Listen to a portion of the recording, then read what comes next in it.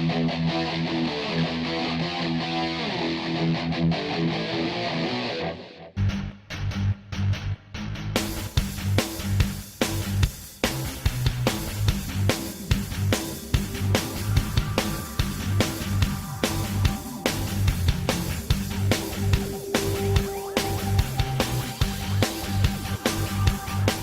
YouTube, this is Scott from actionmodeler.com. This is the first update video for the 61 Chevy Impala SS.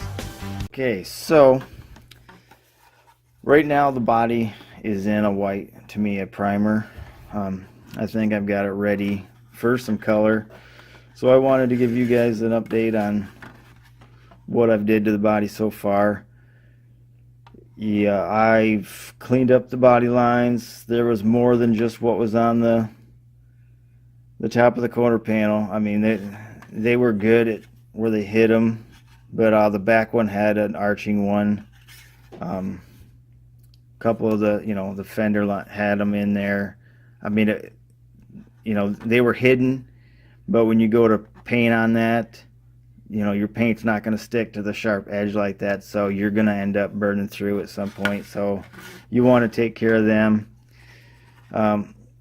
Didn't really have any problems with this kit. I mean, it's a good mold, but when I put these panels on, I think the back one was pretty good. I did have to file down after I glued it on so it was flush.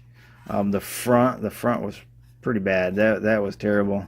That you really had to get in there with a file to knock them down so they're flush. They're still a little rough, but when I test fit the bumper actually covers most of that. So I think I'm just going to go ahead and move on. Something I went ahead and done, as you can probably see, the bottom of that fender looks a little more rounded, and it's not all the way flush. I added that just to make it a little bit more realistic, because the odds of getting a fender on a real car perfect with a rocker panel are pretty slim, so I thought that might help it out a little. And when I was doing my research, the moldings on these cars, the front of the door, the molding is actually tapered. It's angled because when you open that door, it can't be completely flush, otherwise you'd hit that and it'd crush the molding. So that's probably something that you'd have to be pretty anal to notice and to pick apart on somebody that didn't do that. But I figured the more I can do now, the better it'll be at the end. Yes, as you can see, the emblems, the molded in emblems, have been sanded down. The back one I took completely out. But this kit's going to get the Model Car Garage detail set.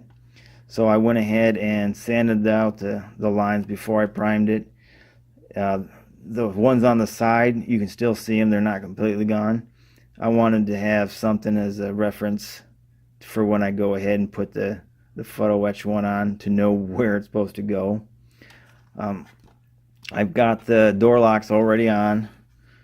I figured I was safe with those. What I'm going to do is add some of the liquid masking, dab that on there so I don't have to worry about sanding them out or cleaning out the keyhole.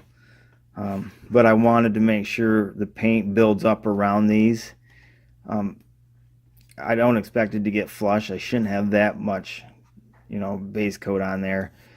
But I don't want to have, glue leaking over the base coat or on the clear when you try and stick them on.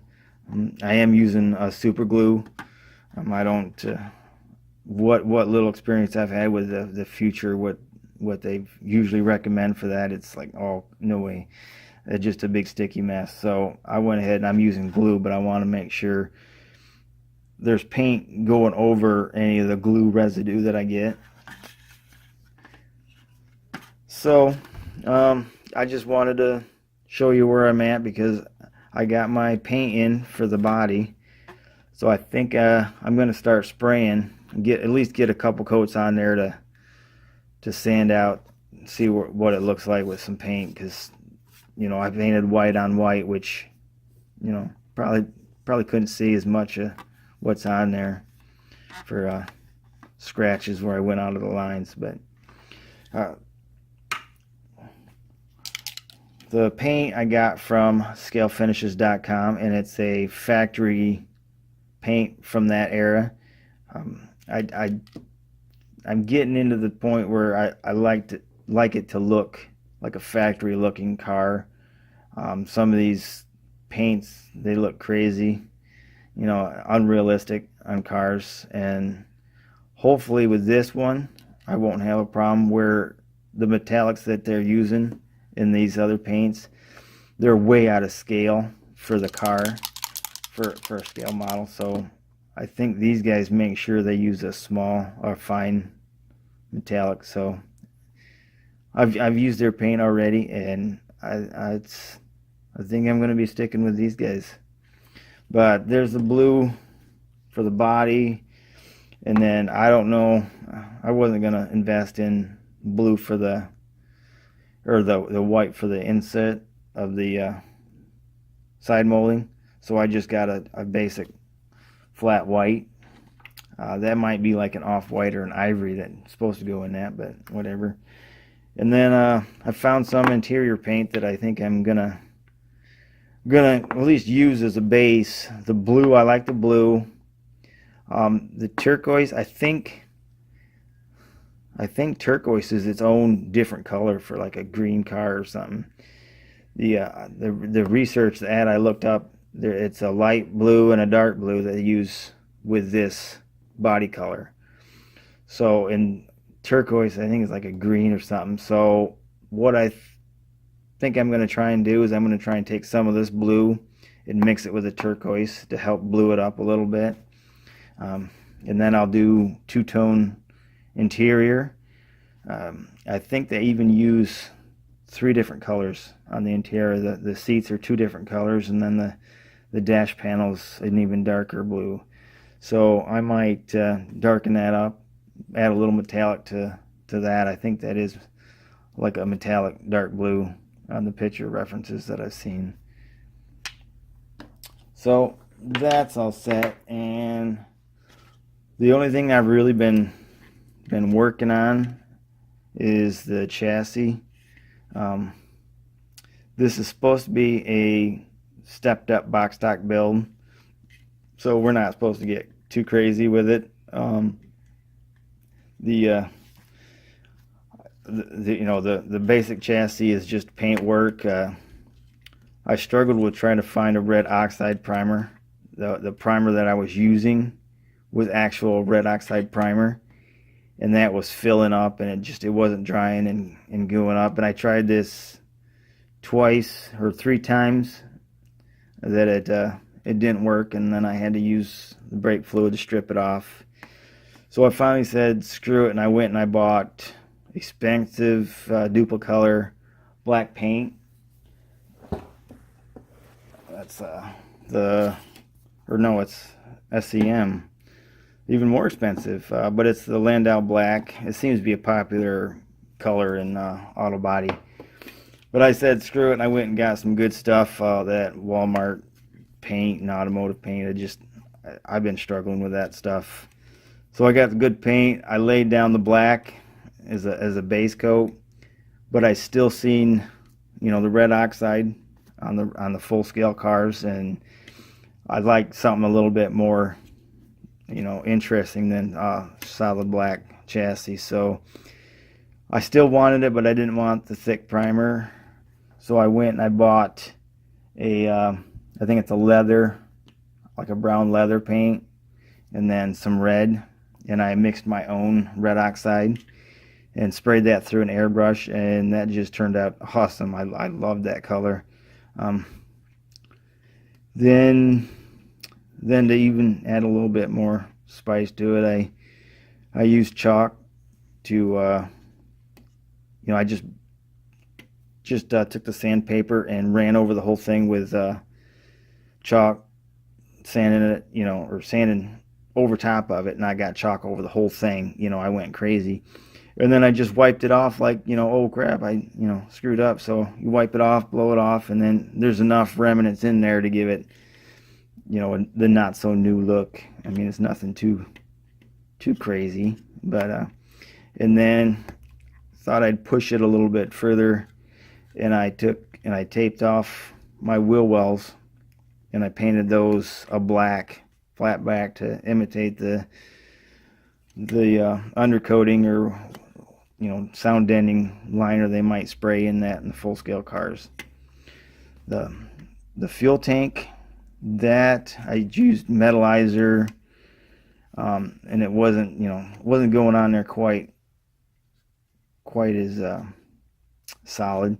I mean, it was still kind of smearing because that Landau black paint was a very shiny, smooth paint, so it didn't really stick. So I got one coat of that on there, and then I used some inks on it and whatever else kind of stuff you shouldn't use, and it's starting to peel, flake off. But okay, I'll just say that was supposed to look like that. The front on these, now this is where I'm probably going to be pushing the box stock. The front end kit that comes with this kit is so bad. The back of the A-arm was floating in the air, probably 1/4 of an inch. I mean, I don't know what they were, it looked like it was pieced together kit from different molds or something, So I struggled with it. I didn't know what to do. I tried to cut the pieces apart, the A-arms from the cross member. I cut them apart. I sanded out the chassis side of the cross member, glued on the suspension side, and I thought that was going to work until it come time to put the A-arms back on there, and there was no real way of doing it. So I said, screw it, and we're going to see if I can get away with. I cut one out of another kit.